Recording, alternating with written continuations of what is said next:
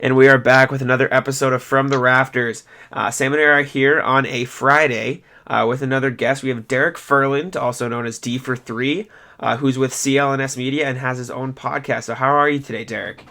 I am good. Thank you so much for having me on. Yeah. I haven't been able to talk a lot about the Celtics recently because my podcast is normally focused on the NBA in general. Like the current game and its history. So no, I appreciate it. And like I said, I feel humbled by the fact that, you guys have these amazing jerseys up in the background here, and I don't have any Celtics gear. So yeah, man, I kind of feel bad. Yeah, I'm a big. You always have great tweets about historical stuff. So yeah, of course. Oh no, I love it. As you guys know, I'm a big fan of the history of the game, but I still try to watch as much of the current game as possible. Like I have NBA League Pass. I've had it for the last few years and whatnot. So, and unfortunately I watched the Celtics this year. So, in the playoffs, and that wasn't enjoyable at many times. So. No, it was very not. Stressful. Yeah, to say the least.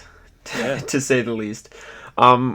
We've been trying to talk as much Celtics as we can lately. It gets hard around this time of year. Playoffs ended. It's the time for Twitter trolls and the internet demons to come alive and bring everything out in full force. So I thought we'd start off with some trade rumors, and I have in my notes trade rumors and bullshit that we can talk about today. So the first thing, I think the biggest thing going on, Gordon Hayward, everywhere in the media. Just your initial thoughts on what do you think is going to happen this offseason? Is he going to opt in? Do you think he'll be back on the team? What are your thoughts on the whole Gordon Hayward situation, Derek? I think we're going to run it back.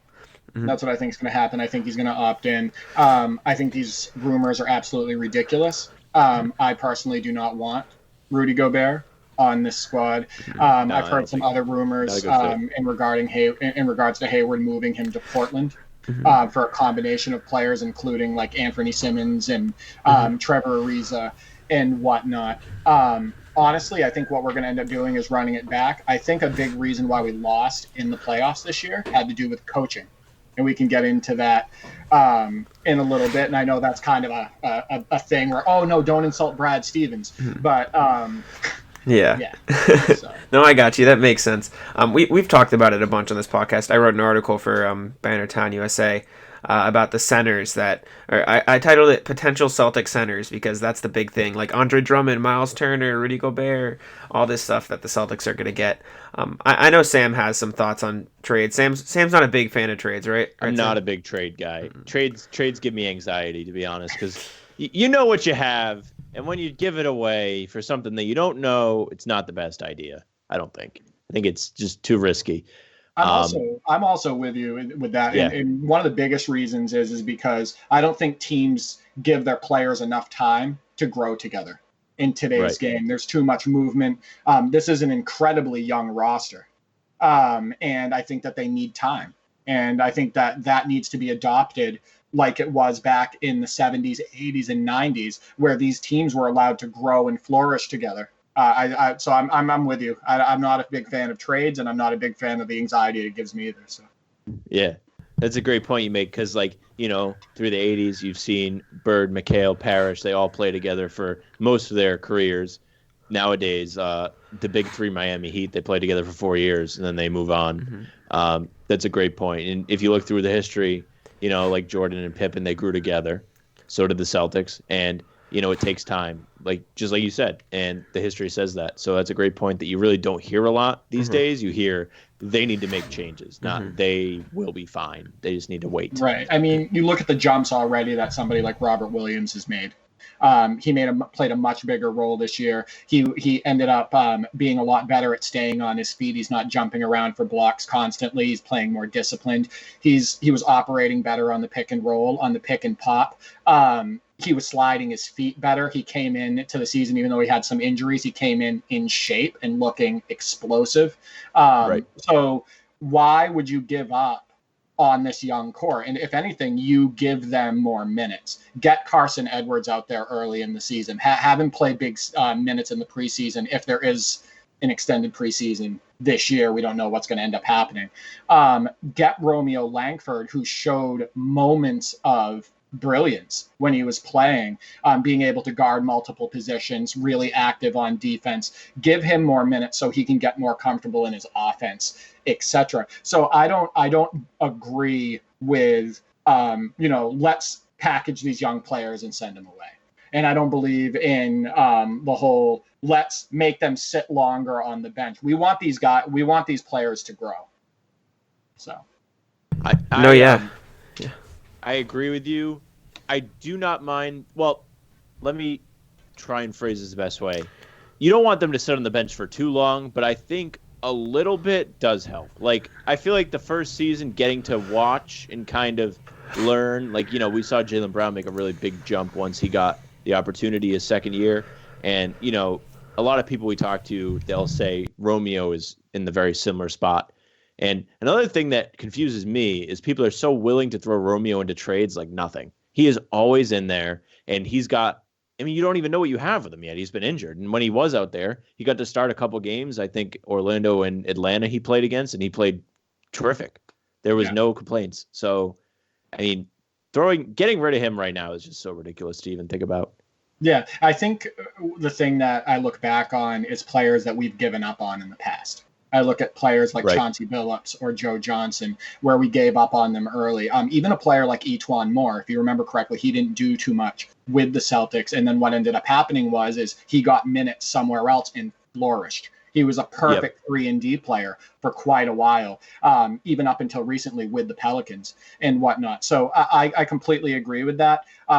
I like what the Bucks did when they had Thon Maker and they were putting him out there for spot starts during the season. And what they were doing was they were having him start the game and play the first 10, 12 minutes or whatnot, or even maybe the first 8 minutes. And then if he was performing well, if he showed confidence on the floor and he was impacting the game in a positive way, they would let him play a little bit more and bring him in a little bit later in the game. Yeah. So I'd love to see something like that with this current roster where, hey, you know what? Give Romeo Langford a spot start. Let's see how he does to start the game. See if that brings up his confidence, because that brings players' confidence up.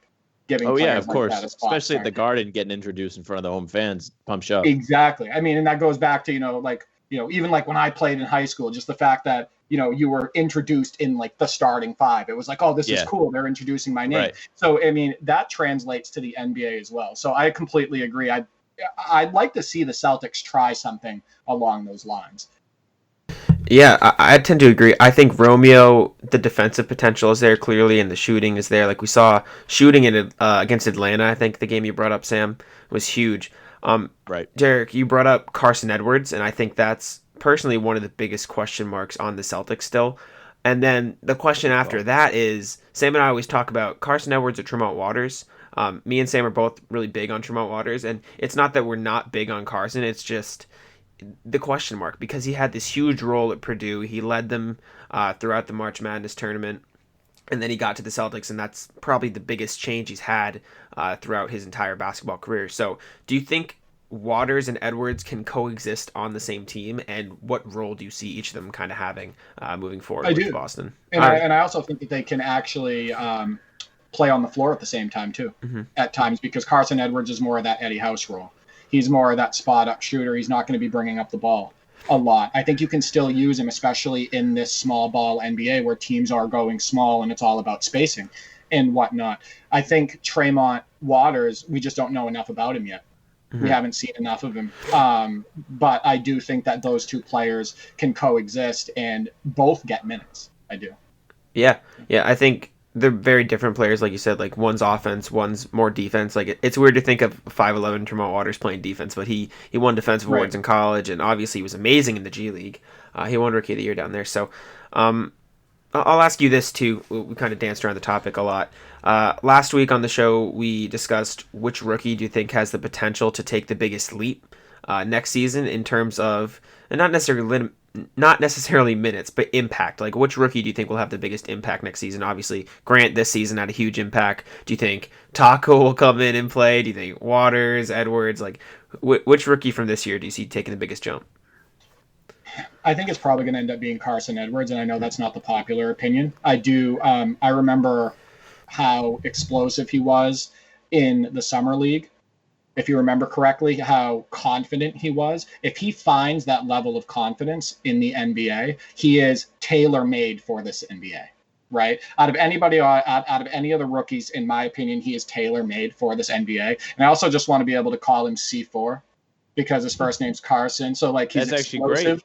Yeah, C4 going off, C4 explosion.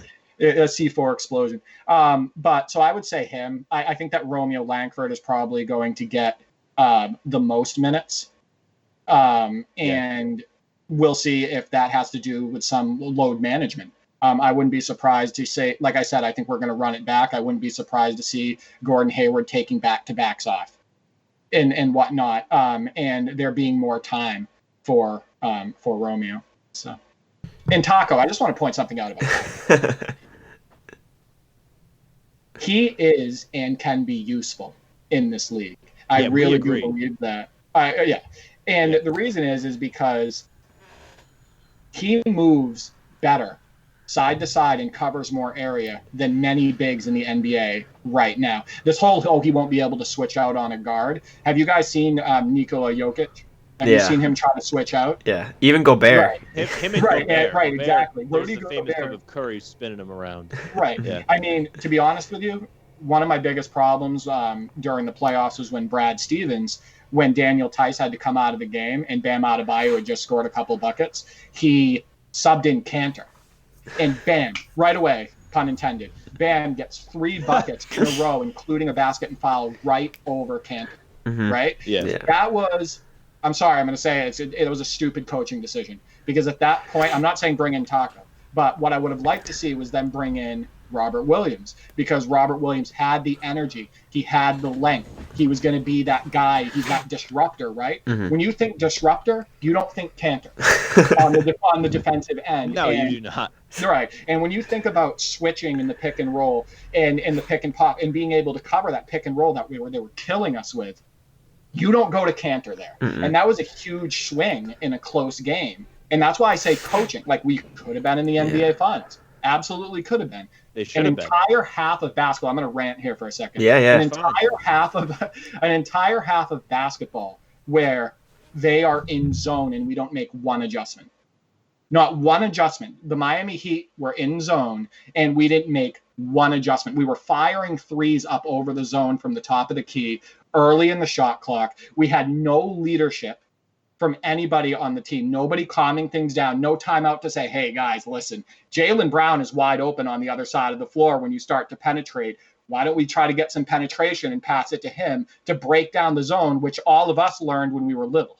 Like, the point is that there were many opportunities. And then Jason Tatum not being able to score on smaller players bugs the hell out of me. During the Toronto series, there were so many times where Fred VanVleet was switched onto Jason Tatum, and he would either pass it off or not look at the hoop, or he would get completely shut down by him. He wouldn't be able to shoot over him. That should be barbecue chicken every single time.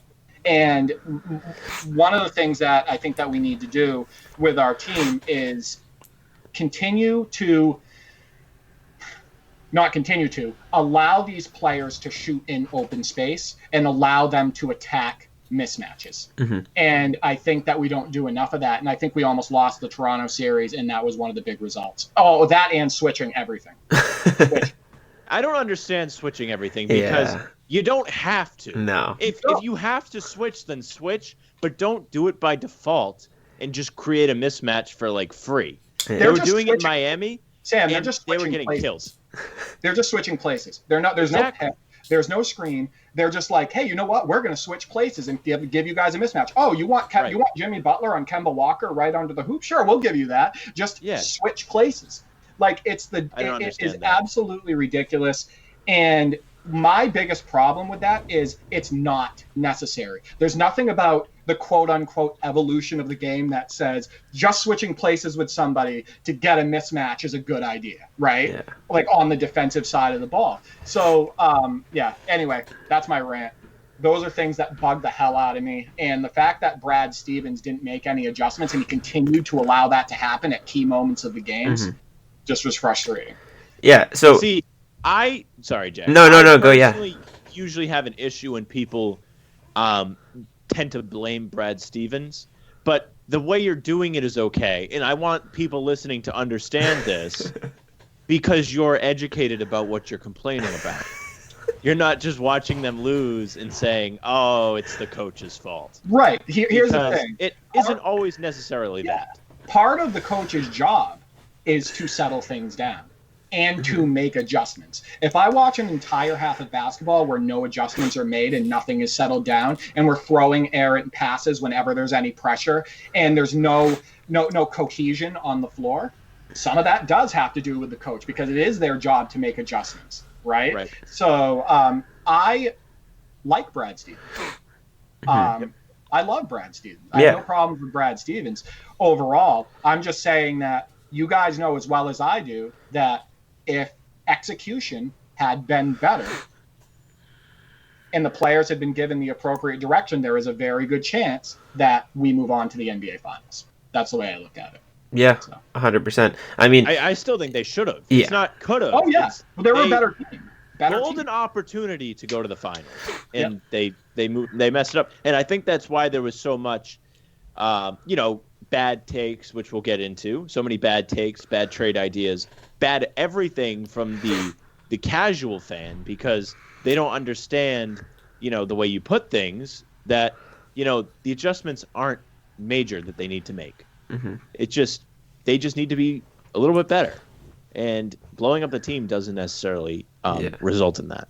Right. The way I look at it is, and I'm going to go back to 2018 for a second. So the Celtics lost Game 7, 85-79, I believe, to Cleveland. 79 points. What happened in that game? Bombing too many threes. Constantly, right? Constantly bombing from three. We even had, I believe it was Rozier that went 0 for 11 that game from 3-point. And we only scored 79 points in that game. Go back and watch that game and look how many opportunities we had to attack the basket. We put no pressure on the defense all game, and we just continued to fire. And a lot of times those were firing at the early in the shot clock. What happens when you shoot deep threes, deep contested threes, and you shoot them early in the shot clock? Most of the time those rebounds are back rimmed or they're front rimmed, and they come off hard, and it allows the other team to run. Right? It doesn't count as a turnover in the box score, but if we're being completely honest, that is a turnover. If you're going to take a stupid shot that has less than a 30% chance of going in, often less than 20% if you're contested for a lot of players, if you're going to take that shot and you're going to ignite a fast break, I don't care if it doesn't show up as a turnover on the stat sheet, I'm counting that as a turnover. And in that game, out of Rozier's threes that were missed, I would say a bunch of them should have been counted as turnovers because they were stupid shots. So, yeah, I think the idea of good shots has kind of lost its way because Jason Tatum, like as much as we love Tatum, some of those threes, like when the Celtics, it was like 2 for 14 in the final quarter against the Heat from 3, stupid shots. Like they shot themselves out of the game. They shot themselves in the foot, and all of it is coming from this idea that, and this is what I wanted to talk about next, since we're on the topic of coaching, and you wanted to talk about that a little bit. The idea that they need to play catch up. Like, they need to shoot all these threes in order to get back in the game. They play in panic mode, is what I called it during the Miami series. And that's why they lost some of the games in the Raptors series, too, because they played in panic mode.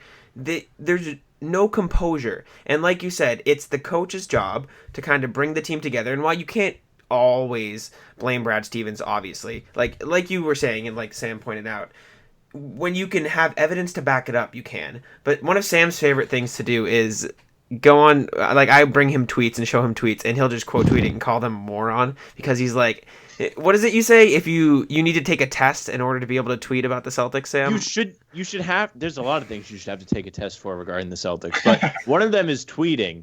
Like you should have to pass make 9 to 10 questions just to make sure NBA you're not Twitter spewing bullshit. Is a nightmare. Yeah, I agree. NBA Twitter is a nightmare. It's a mess. Hey. I want to point something out really quick too. To that point, we need a leader on the floor. See, the thing is that you had players. I'm just going to bring up some names. Dirk Nowitzki, Tim Duncan, guys like that. Kobe Bryant. Those guys, Dwayne Wade. Those guys were leaders on the floor. You didn't have to have a coach even to tell those guys, "Hey, settle it down." Most of the time, those guys knew when to settle it down. We don't have that.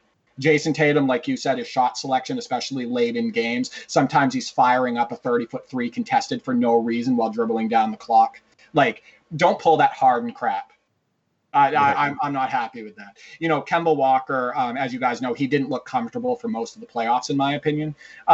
He was definitely not poised. And when the Heat did do that extended zone, and they were zoning up for that entire half, he was throwing errant passes. He was fumbling the ball. He wasn't confident.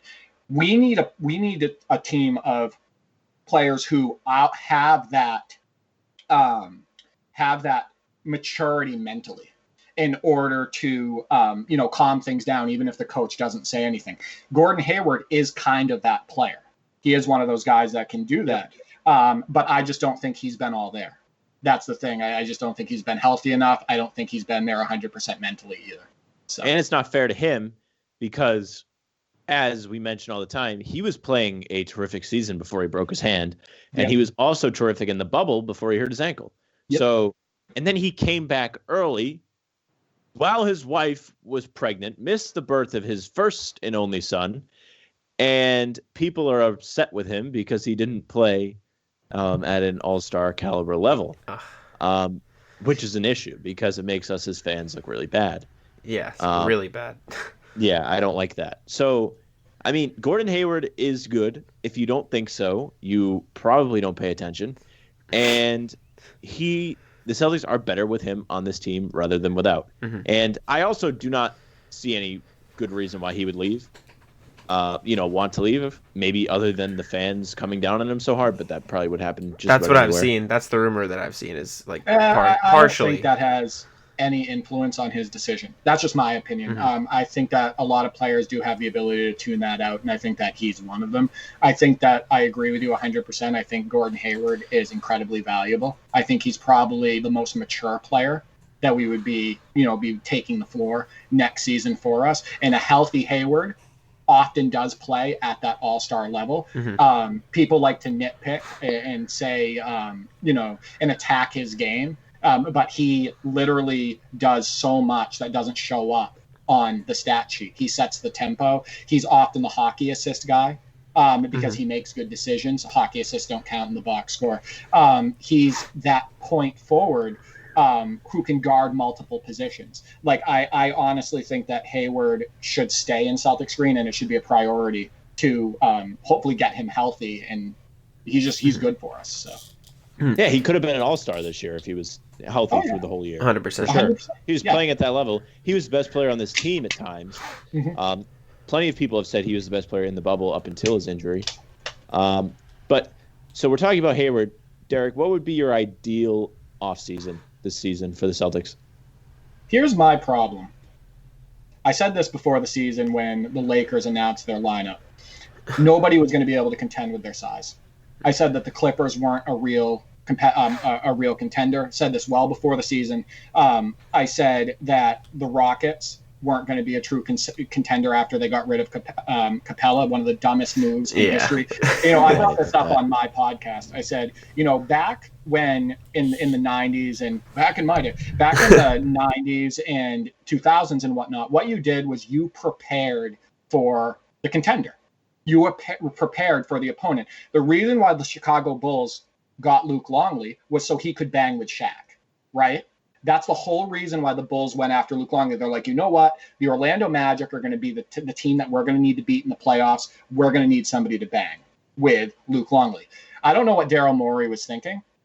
I don't know how he thought that having a 6'5" center and letting Nene walk and getting rid of Capella and all of this stuff was going to net him a win against the toughest opponent in his conference. That makes absolutely no sense. You could see it from a mile away. Even the most casual fans could see that the Rockets were going to have an exit from the Lakers.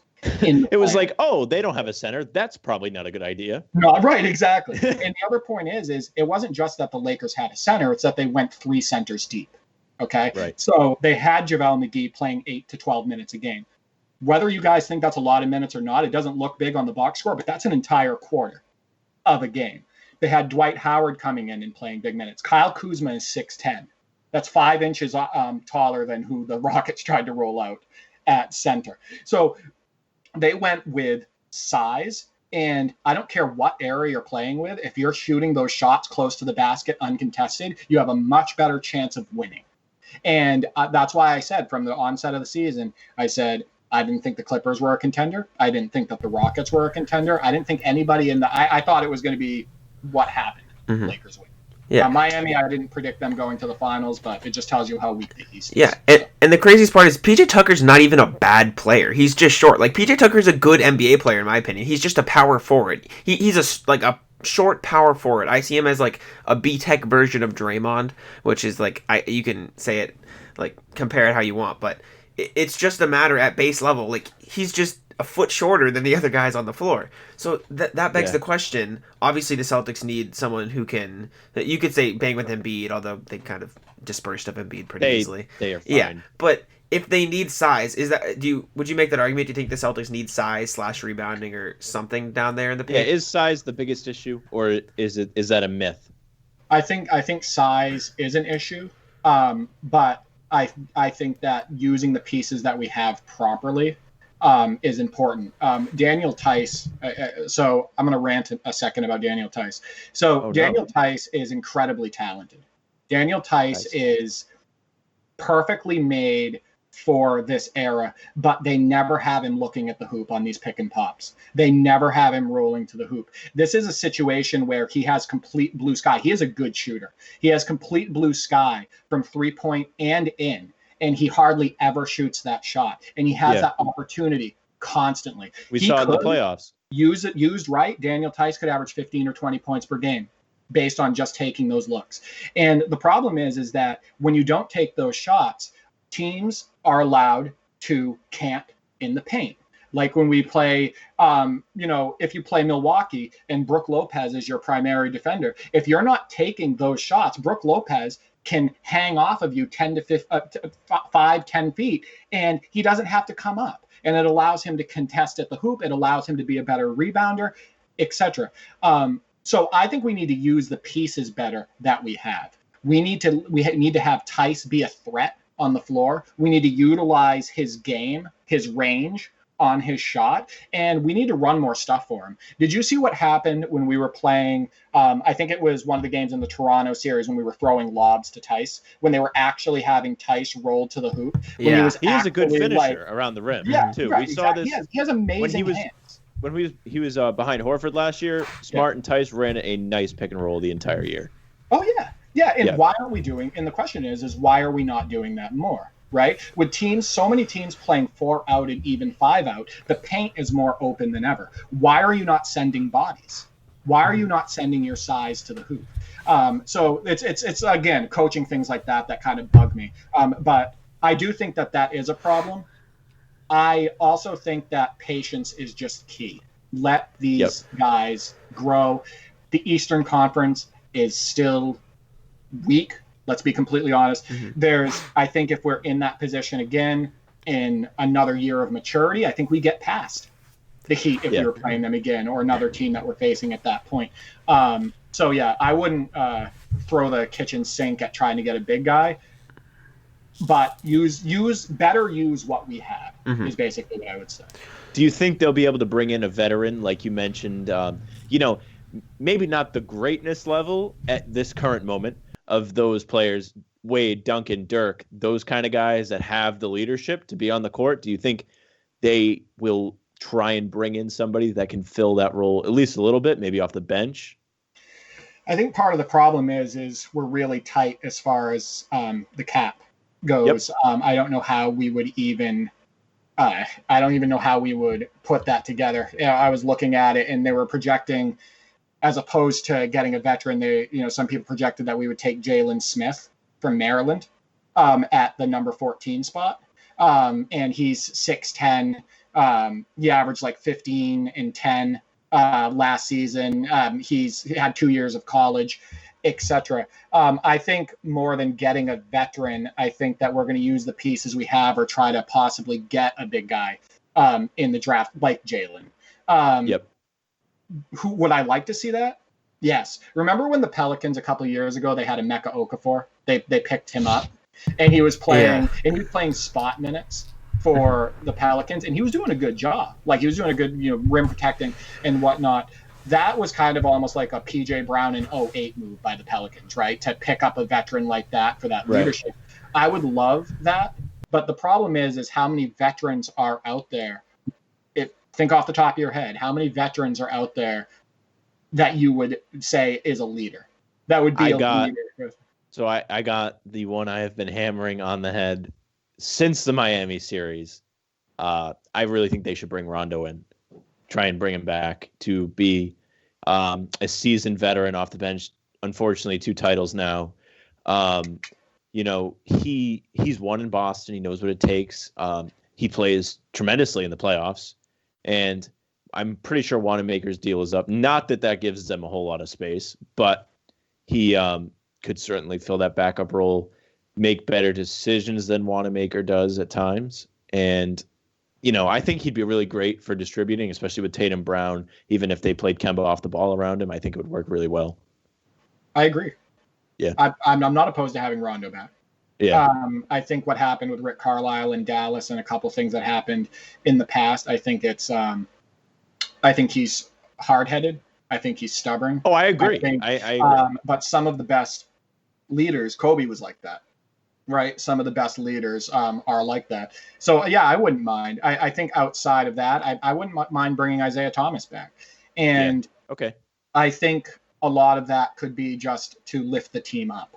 I don't know what type of role he could play. I personally think that Isaiah Thomas still looked good the last few times I saw him, whether it was with the Wizards or whatnot, or a short stint with the Lakers. I still think he can be a contributor in this league, and he looked healthy the last time I saw him. But I think that it would be great for the fans. I think it would lift the team up. And he is a veteran. And he has had success. And he has had great playoff performances, as you guys know. So I wouldn't mind having somebody like him either.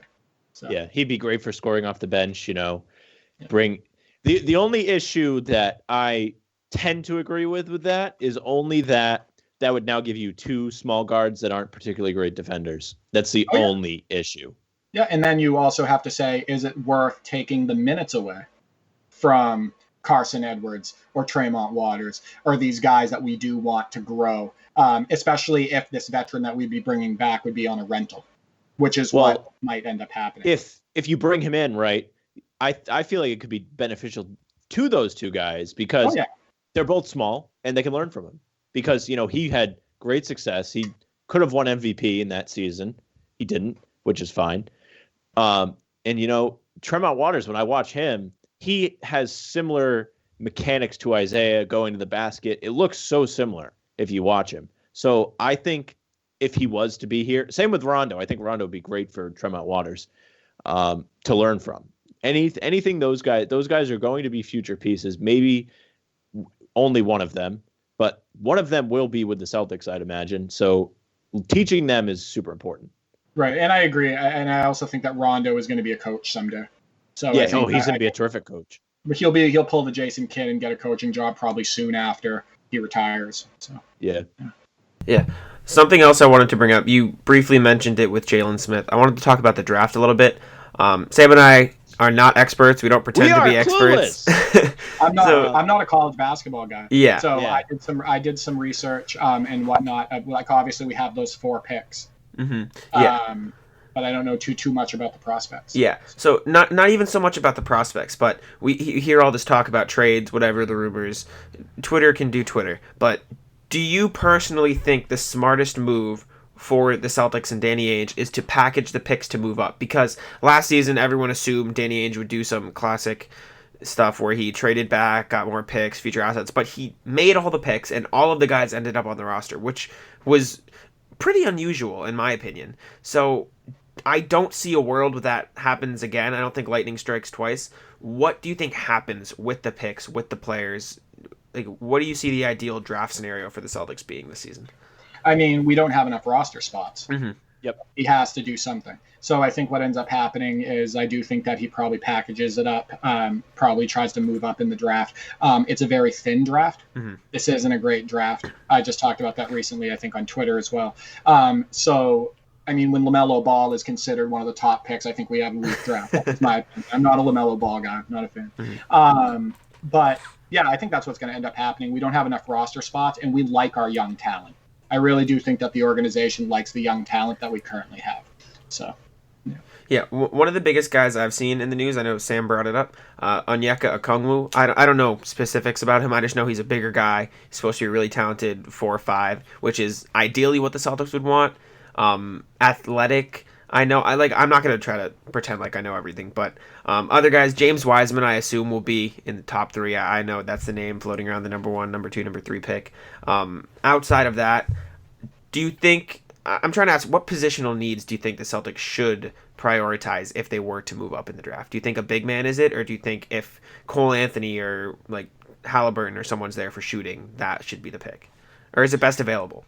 I'd like a rim protector. Mm-hmm. I think best available is always safe. I'll just be honest with that. I talked about that on my podcast recently. I think that if you go just for positions, you end up with some terrible things that happened in the past, right? Like, like the Wizards taking Kwame Brown. That was a positional take. That wasn't the best player on the board. That's not the best player they thought was going to be in the draft. So I think what I would do if I were the Celtics is I would try to get a rim protector. You got to realize something about Robert Williams. Robert Williams is 6'8". Mm-hmm. I know people like to think that he's tall. People think that he looks tall and everything. But in reality, when we're talking about banging with bigs and we're talking about like being a true rim protector and whatnot, that is going to not just get blocked shots, but disrupt around the hoop. Robert Williams sometimes is overmatched and oversized. Mm-hmm. So I think that what I would do is if somebody like Jalen Smith, or if somebody is on the board that does have that size, that would probably be, and there's no better players, like obvious better players, then I'd probably go for that. Yeah, I was looking through the prospects because, like I said, I don't know much about them, and they're all pretty short, which is unfortunate. Like Okongwu is 6'9", Obi Toppin's 6'9", Wiseman's 7'1", but like I said, he's probably going to go top 3. I know the Warriors wanted him, and first of all, it's ridiculous the Warriors have the second pick. That upsets me. But makes you wonder, did Steph Curry sit out longer just so their record? Oh yeah, he had to have, and there was no point. Genius move. Play, really. Yeah, I mean they were already out. Smart, right. But by the way, I'm a huge Curry guy. That's not a knock on Curry. As am I. Yeah, love Curry. Sam's a Curry guy because we'll ask you this. We'll transition. What are your thoughts on LeBron James? Just general thoughts. Do you like him? Do you hate him? We're split, so we like to ask whoever we have on the show. You guys follow me on Twitter. Yeah. So I think that he is probably the most overrated player in NBA history. Love it. I really absolutely love it. I think there's been an agenda for him since he came into the league. He was dubbed the chosen one at like 16 years old. And he received a $100 million contract from Nike before ever stepping a foot on an NBA floor. He basically has been promoted hardcore and pushed on people more than I've ever seen in my entire lifetime. I think that his skill set and what he's able to do as far as scoring points and all of that stuff is heavily predicated on the state of basketball today, on the fact that he doesn't have great footwork. He's below 38% outside of 3 feet for his career and his playoff career. But because of the way the league is designed today, he can lower his shoulder and basically they can't touch him. He can lower his shoulder and get into the paint whenever he wants and shoot around 70% under the rim because nobody can be physical with him. There's there's the restricted area down there as well. So you have players backing up with their hands up and whatnot. And I think that he's a sometimes defender. He's been a sometimes defender his entire career. I think that what bothers me a lot is that he played in the worst Eastern Conference in NBA history, basically his entire career, for the most part. And the only times he got out is when he joined already established superstars. And that's, Wade and Bosh, and then with Cleveland with Kevin Love and Kyrie Irving. Kyrie Irving was already a two-time All-Star at that point when LeBron joined the Cavs. Right. So what bothers me is that people don't talk that into context. If he's in the Western Conference and he doesn't stack first off, but if he's in the Western Conference those years, which we're winning about 60% of the league's games, those finals appearances would be cut in half or more, right? So the point is that when you put context around the situation, one of the most overrated feats are his consecutive finals appearances. And then again with LA, the writing was on the wall. They promoted the Lakers like crazy. They got Anthony Davis, who was probably a top 5 player in the league. The season before, they didn't make the playoffs, and they weren't going to make the playoffs, going by the record in the games that LeBron played. And then all of a sudden, LeBron gets all the credit, and the media treats Anthony Davis like he's Chris Gatlin. Like a player, like a Udonis Haslem. They talk about Anthony Davis about as much as they talked about Udonis Haslem when he was on the Heat, because they're all talking about LeBron and everything, even though Anthony Davis was the best offensive player and defensive player on the Lakers this season. So I could go on about this all day. If you want to know, that's kind of I don't mind. I agree with you. Sam hates him. I did. Like, we didn't have this show, unfortunately, last year, but it would have been documented that I was saying the Lakers weren't going to make the playoffs when he signed, and they didn't. And people were like, "Yeah, it's because he got hurt." It's like, no, it's just because they suck. And I mean, it's true. So yes, thank you for making my day. I mean, the thing is that I don't hate anybody, and I apply context with my takes. I have a lot of reasons why I think he's the most overrated. The media makes it like he has to be a top 5 player of all time. He's not. He's not a top 5 player of all time. He's not a top 10 player of all time, in my opinion, which is a hot take now. And the only reason why that's a hot take now is because the media made it a hot take. That's why. So, but yeah, that's how I feel about it. Yeah, no, we've had this debate awesome. many times. I love it. Sam's he's such a prick. Oh, I can't stand him. See, I think he's a tremendous player, but I just think he's such a prick. Like, you can't root for him. He has a lot of holes in his game, which I've talked about at length, which get kind of brushed under the rug because of the league that he's playing in that allows him to barrel down the lane, right? Like I said, he doesn't have a good post game. Yeah, he can't shoot. He has poor footwork. Put him, and I'll say this again, put him in a more physical era. Go ahead and watch those early 2000s games, guys. Go ahead and go watch those 90s games. He would be being manhandled. And it's not even about manhandling. It's about good disciplined defense. And how often do you see good disciplined defense in the NBA today? Rare. Not a whole lot. Right. Not a whole lot. Kyrie Irving in 2019 said in an article, he goes, "There is no defense played in the NBA today." Go look up that article. He literally said there is no defense being played. Obviously, that's an exaggeration because there is defense being played.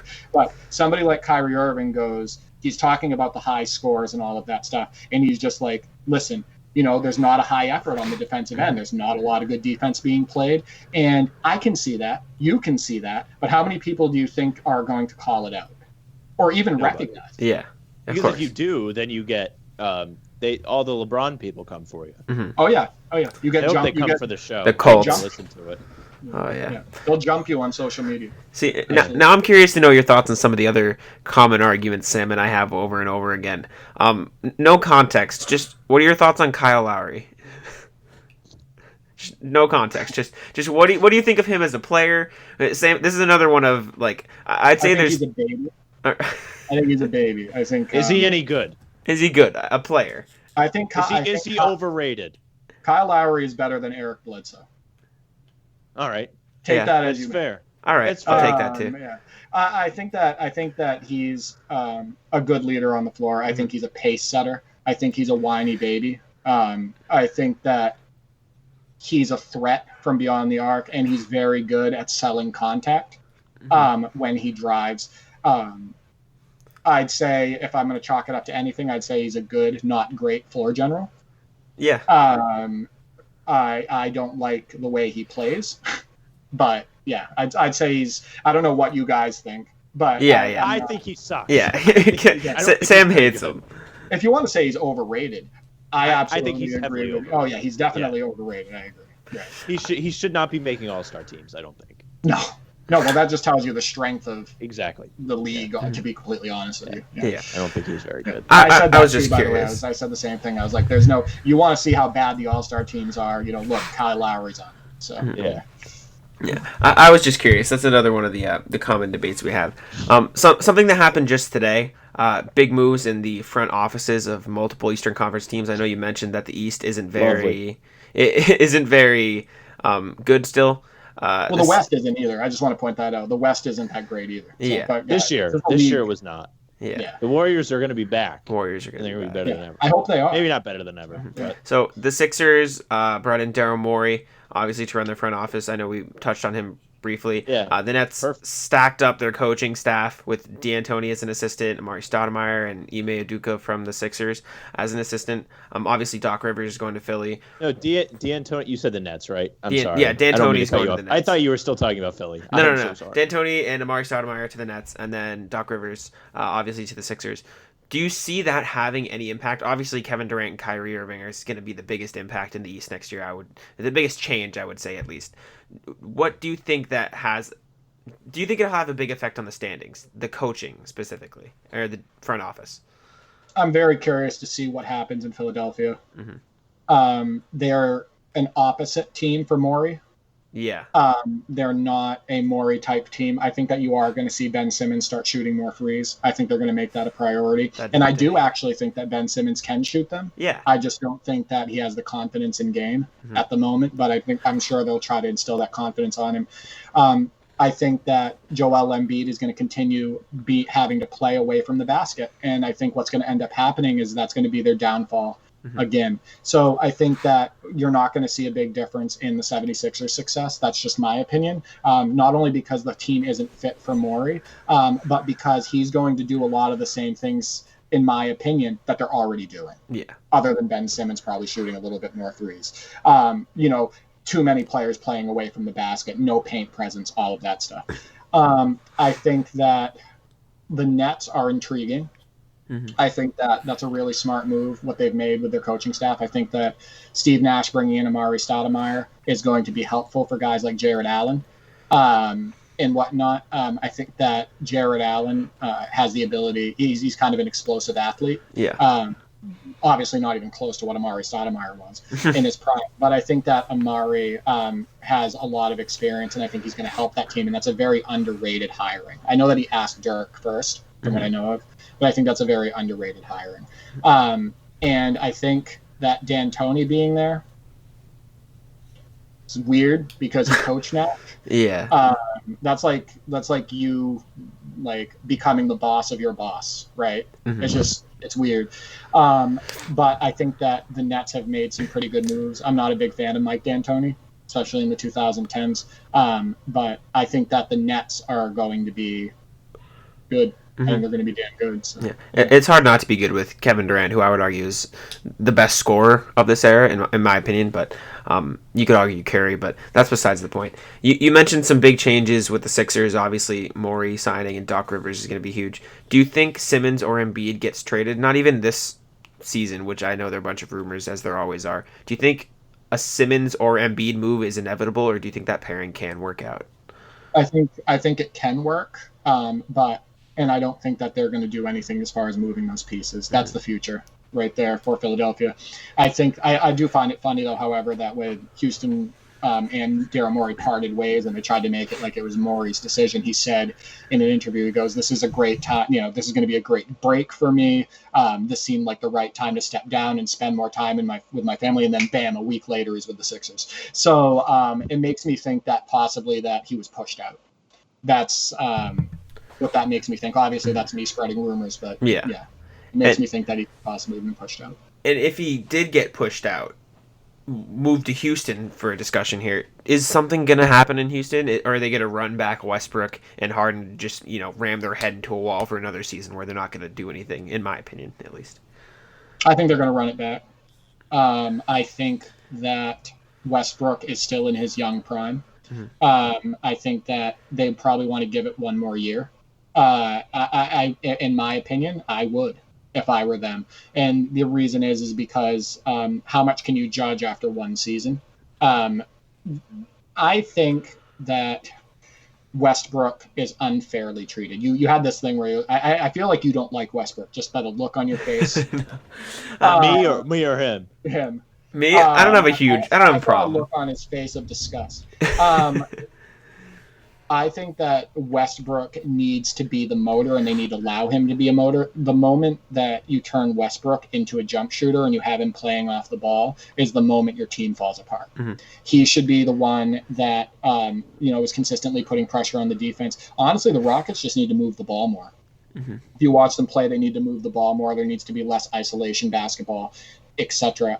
I think that pairing can do well, but they need a big guy. Mm-hmm. They need a big guy bad. And I don't know how they're going to end up doing it. If only they had like a Clint Capella or something, that'd be pretty good for them. I don't hate Westbrook. I question whether they can play together. That's just my opinion. I think historically they're both very, very, very ball dominant guys. Like when Harden was on the Rockets, obviously ball dominance. He averaged 40 points a night. Westbrook, back-to-back seasons, they were both MVPs for their teams, dominating the ball and just filling up the stat sheet. I'm not saying that's a bad thing. It worked. They brought their teams to the playoffs. So obviously, they're great players. It's just a matter of, can they work together? Because I would agree with you. I think when Westbrook has the ball, the second half of the regular season, Westbrook was phenomenal, right? There was like 2 or 3 months where Russell Westbrook was easily the best player on the Rockets. Yeah, 100%. Like for that stretch. Mm-hmm. I also want to point out, just kind of like what you said, it's the same thing when they tried to pair Stephon Marbury and Steve Francis in New York. Those were 2 guys that loved the ball in their hands, that were scoring guards, and they tried to put them together, and that didn't work out, mm-hmm. right? So I can see that point of view. But I think what happens is, and I've talked about this before, if they don't change their approach in the playoffs, they're never going to win. Mm-hmm. They're never going to get past. And if they don't practice that better play style that will be good and better for the playoffs, if they don't practice that in the regular season in order to build consistency, then they're never going to win. Mm-hmm. So they need to have better practices. Shooting 50 to 60 threes a game in the playoffs is not going to win you anything. Yeah. There's too much inconsistency involved. It's not good shot selection, etc. So. Yeah.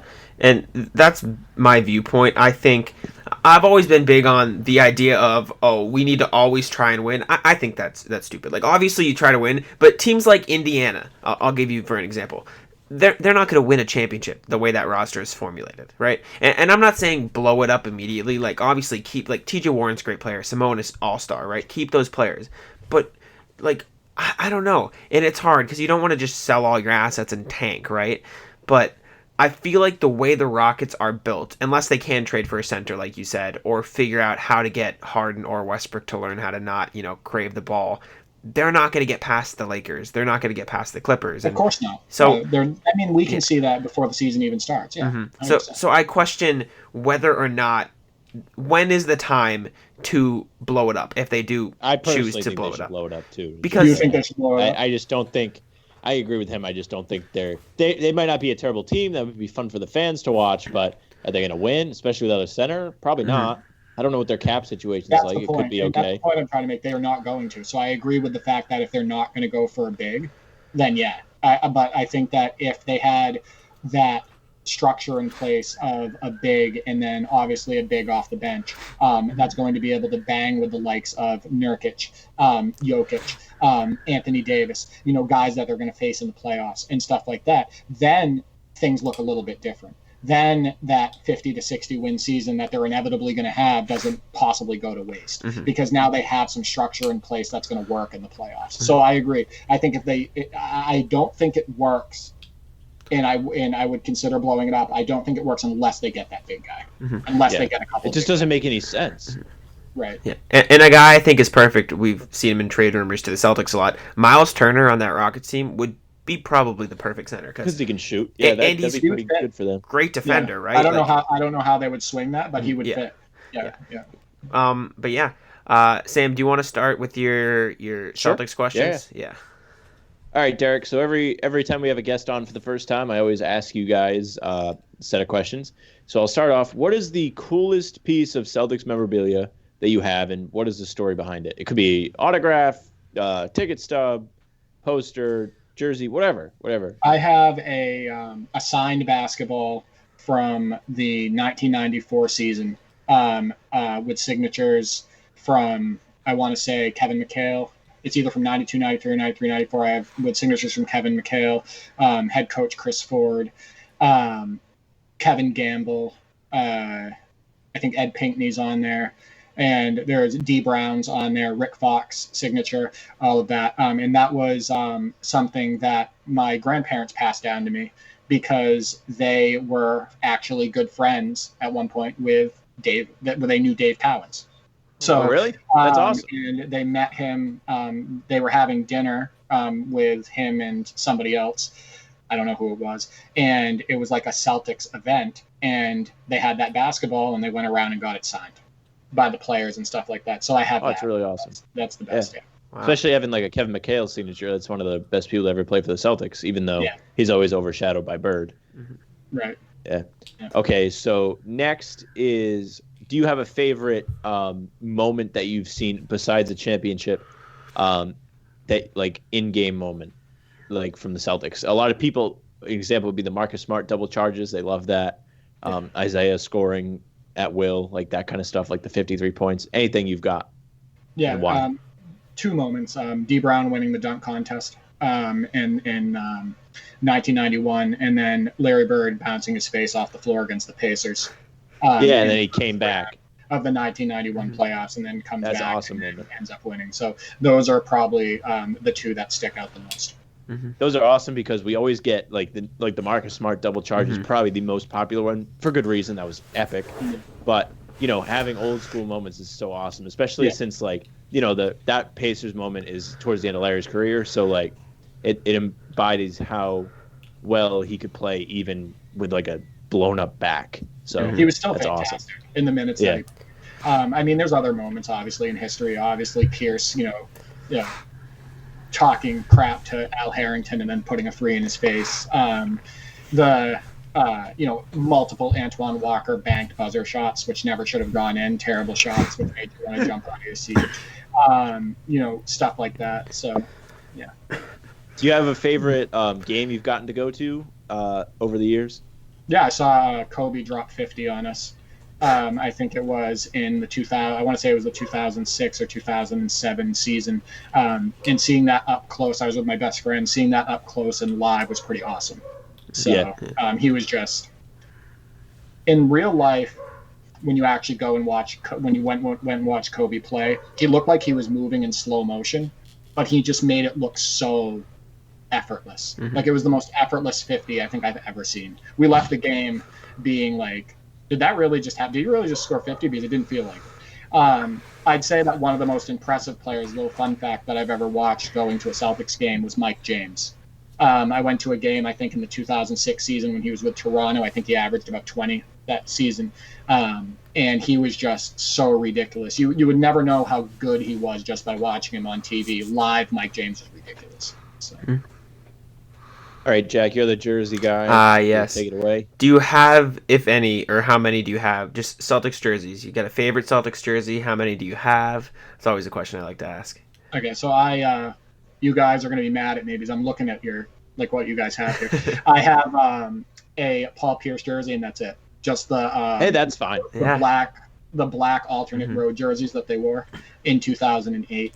Otherwise, I have a ton of jerseys. I have Clyde Drexler, I have Jason Williams, I have Allen Iverson, I have Michael Jordan, I have I have a lot. Yeah, I have T-Mac, etc. I collect jerseys from I can't afford to get them for real, so I get them from like these off-brand websites. It is what it is, broke college kid, but I collect them, and Sam always yells at me that I have jerseys outside of a Celtic uniform. So it's not because they're outside of the Celtics. Just why do you have a Kuzma jersey? I don't know. That's the random one. I have one from every team. Kuzma jersey.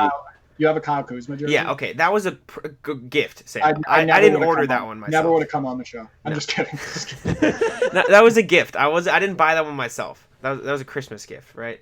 And this was I got it when Kuzma looked good, and I don't know. I liked watching Kuzma for a brief 2 months when he was a rookie. I think I just liked the story of an underdog, so I saw the 25th pick start being really good on the.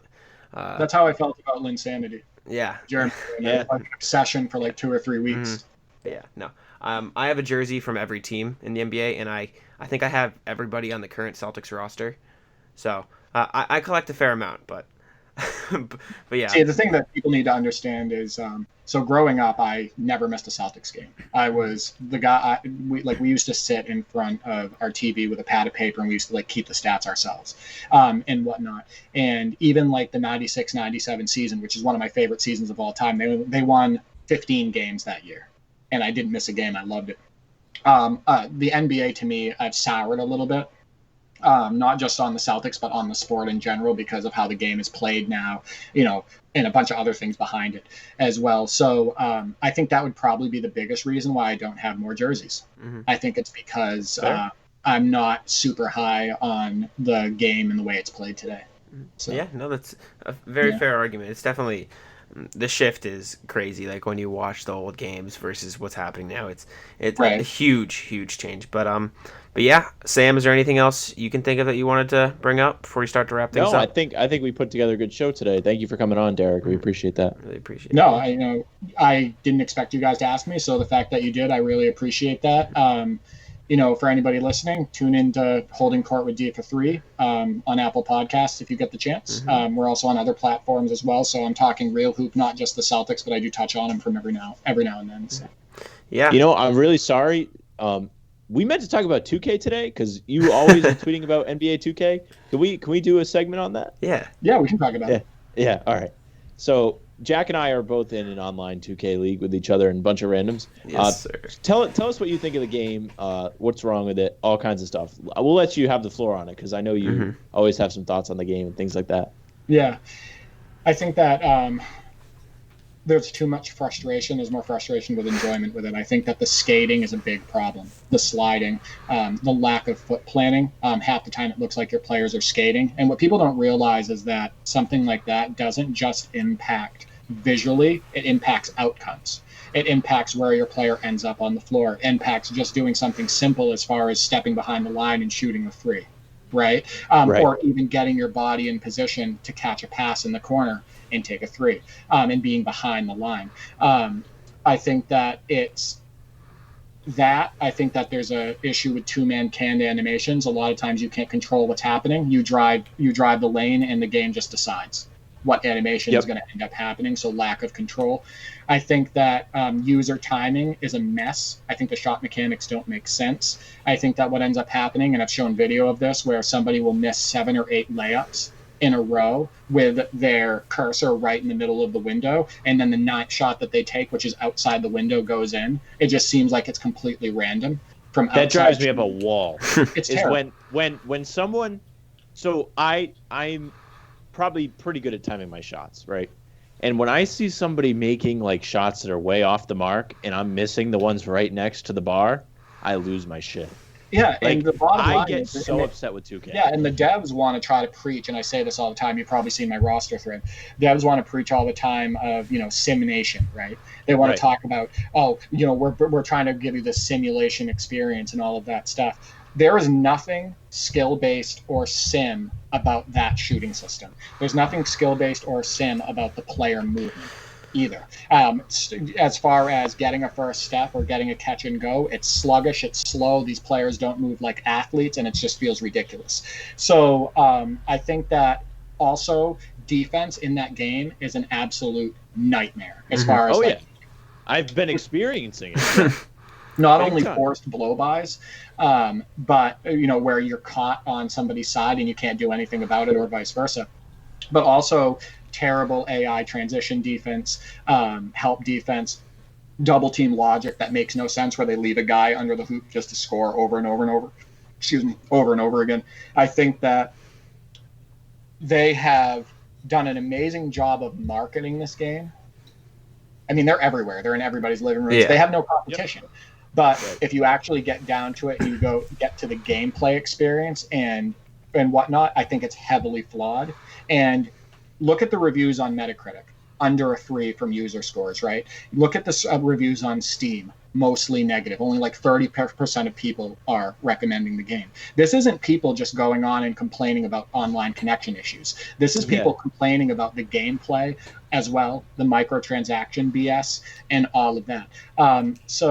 I think that we need another competitor in the space. And it's unfortunate that, 2K has been able to get away with this. In my opinion, it started with 2K18, that they've been able to get away with this over the last four editions of the game. It's a monopoly. Kyrie being on the cover, first mistake. Oh yeah. Right. It is there's no competition, right? Exactly. They can't. Who's going to keep them honest? Mm-hmm. And you guys know, you just want to play a basketball video. Mm-hmm. You just want to hit the virtual hardwood, and even if you don't necessarily have more fun than frustration with the game, you're probably going to still end up buying it because it's what your friends are playing. It's the only game out there. And if you want to get your fix, what other option do you have? Mm-hmm. Right. So. I've heard rumors, take this as you wish, that Live didn't put out a game because they were working towards putting out a new game for next gen.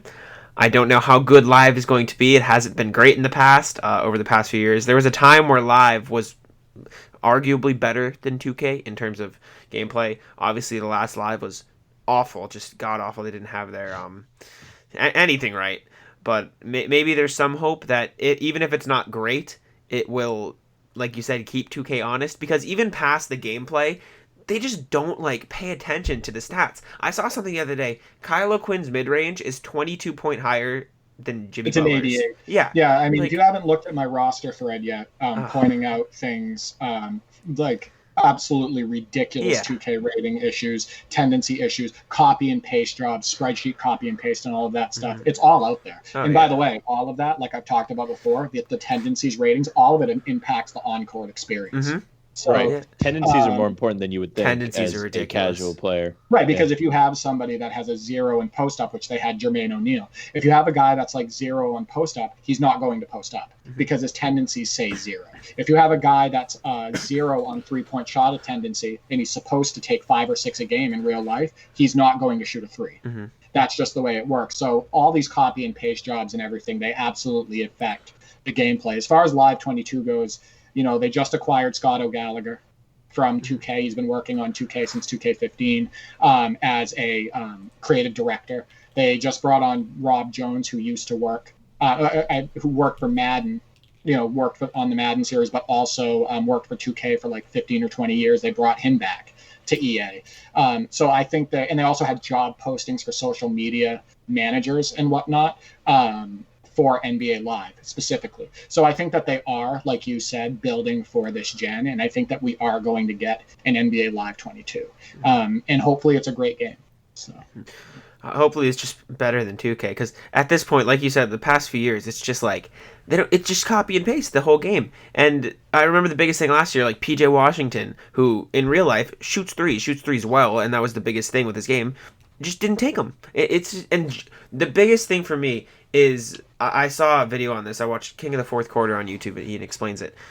Offensive and defensive consistency rating. John Isaac, who in real life is one of the best up-and-coming defenders, he averages 5 points in 2K throughout a season. Robert Covington averages 30% from the field and 22% from 3. It's like they don't watch basketball. You're talking to me about it, right? Yeah. The thing is we'll talk about it and we'll complain about it, and some people will be like, "Oh my God, this is terrible," but hardly anybody speaks up about it. Mm-hmm. That's the thing, and that's what makes it won't change. Yeah. Right, and it's not going to change. My roster thread that I created calling out a lot of these inconsistencies ended up getting them going in and trying to do silent updates, and the reason is because the tweet got around 4,000 likes, it got over 1,000 shares, and it hit Reddit.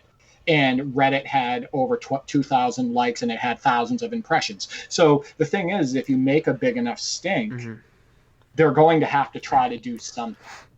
So, I agree. I think it's ridiculous. And the reason they've been able to get away with it for so long is because of that monopoly. Mm-hmm. I also think, too, that the microtransaction thing, I don't play online, but it's so unfair to gamers, having them shell out all of this extra money in order to build a player up and all that stuff, and putting that pressure on people, on these kids and on these parents and all of that stuff. I think it's ridiculous. Mm-hmm. So. Yeah. It's awful. The whole game, just everything surrounding it is ridiculous. I remember, like you said, if you make a big enough deal about it, they'll change it. This YouTuber I watch, King of the Fourth Quarter, pointed out that they had Giannis's mid-range overall higher than Kawhi's at the start of the year, which is blasphemy, right? That's ridiculous. Right. So right, LeBron shot around, I want to say, 32% from mid range this year, and they had him at an A-. Yeah.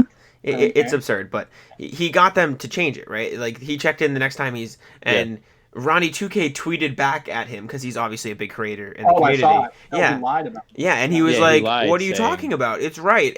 And he brought up screenshots like it wasn't right when you dropped the game. They just If you guys haven't seen it, go check out my thread. And the reason why is because I bring up that Ronnie 2K situation in the thread, and I say, "Don't try this with me. Here is all my backup from the My Team website." Because on My Team Central, everything that I was showing in screenshots from the game were on My Team Central. So I was like, you can't just say it's me taking screenshots and that it didn't happen, because here it is. So, Do you have a favorite mode that you play? You said you only play offline. I'm a My League guy. I also mod on PC. So I created a bunch of rosters for NBA 2K17. I make flat cyber faces, edit, make courts, edit bodies, do art updates and stuff like that. So that's awesome. I'm a big Miley guy. I like going in, and I haven't done it much this year because it's just so unplayable at this point, especially when they don't there's no rookies. It's just partially it's not their fault, right? Like, because there are no draft yet, and like Corona obviously messed everything up. But you can't even use the draft class for players that are in the game. Yeah. Well, the problem is like all those roster issues that you're talking about, and I said this in the thread too. It would take you over 100 hours probably of dedicated time to really make it play the right way on the floor, because of all of those tendency issues and ratings issues and badge issues and signature issues and stuff like that. If you really wanted to make the game more fun and more playable and more to real life, you'd have to spend all that time yourself to try to make a better roster. Because they're making enough money where it's not worth their time to do that, because it's just like they're already rich. So, but anyways, before we start to wrap this, I'm glad you remembered that, Sam, because I was totally gonna speed by that. Yeah, we were talking about it really, because I knew about the thread. I was like, oh my god, he has such great ideas about 2K. The two of us, we joined a league online, so we play a good amount. So we've been doing it. So it's a good thing that we talked about it. I'm happy. Well, let me ask you this before we exit. This is kind of in my wheelhouse too. Sure. If you had to pinpoint the single most frustrating thing about the gameplay, what is it? Two things. Defense for sure, because we play in this league again. It's a full league. There's 30 people in it. So, and there are certain people that are good, and there are certain players. Trae Young is one of them, that he just drives, and no matter what you do, you cannot stop him. He runs pick and roll. The guy has 8 and 2, and you can't stop it. The other thing is, like I said, the shot timing system. Like, if I miss time it barely, I miss every time. Like, if that little line is over the green window, but it doesn't register as a green, you miss every time. But if it's like an inch off, or like a small amount off, that there's a gap in between, I feel like I make more. And I just hate when people it's just inconsistent. Like, if you don't green shots and it keeps going in, like, what's the point of that being a skill gap? Right? Sim Nation. Yeah. Give me a break. I got a couple. We're in this league, right? Zion is currently averaging, I think, like 70 points a game. It's the Zion guy. Well, this is another thing. You just can't stop. Yeah, exactly. Yeah, well, the problem that's one of the problems. Not to interrupt you there, but that's the same thing with Giannis and Zion. If they decide they're going to make a move to the hoop, you're strapped, because you're going to be caught on their side. And Andrew and I, who we do the NLSC podcast about basketball game, we talked about this. It always seems to like the AI plays under different rules, whether it's in my team or whatnot. I mean, you'll go down the floor and you'll miss wide open shots, right? And then they'll come down the other end and hit a heavily contested 3 right with you in their grill, or they'll make these incredibly tough layups that they should never have hit. But if you tried to do that, what do you think the chances are of you making it? You're not making it. The AI defense is another thing. I hate that, like, they don't stay where they're supposed to stay. Like, if you play a zone, they just run in. Like, it makes playing defense even harder. Yeah, or they double team after, like, one basket's made. It doesn't make any sense. Or they move out of the way on the break. One of my favorite things is, not one of my favorite things, one of the worst things, but to laugh at, one of my favorite things, is when you pass the ball in and you can just run up the sideline, go wide, and score. Like, exactly. Times I've done that's what people do in this league. Yeah, to do my team.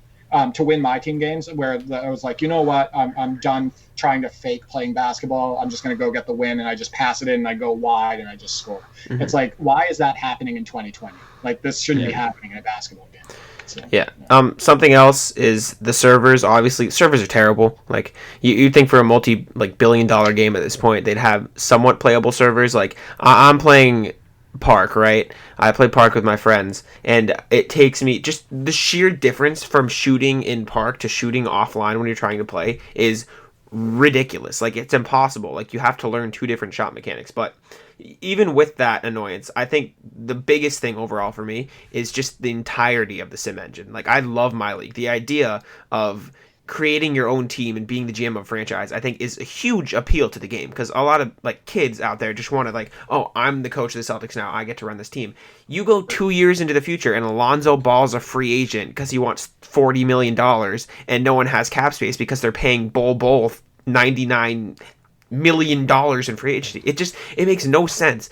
And let me ask you something though. How many kids are really going in there and wanting to have that experience that you're having?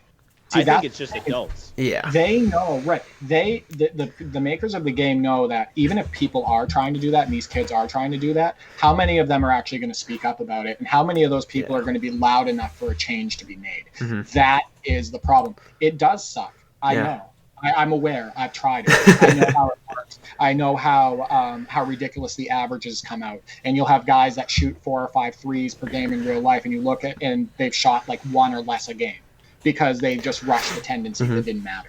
So yeah, I know it's ridiculous. So it's crazy. It's something that, like you said, it probably won't change unless someone makes a big deal about it. But I don't see, unless NBA Live comes back and is actually, playable, nothing's going to change. The monopoly is what it is. And all these graphics we're seeing for next gen, the hype, like, oh, the graphics are going to be better. The game, in my opinion, it's probably still going to be the same game. It's just the graphics are very better. Similar. Yeah. We've already seen the skating. That's still in next gen. You saw Lillard basically ski into a defender. Mm-hmm. You saw Tim Hardaway Jr. floating above the air on his drive. Mm-hmm. You saw clipping where Draymond Green's arm went through a player.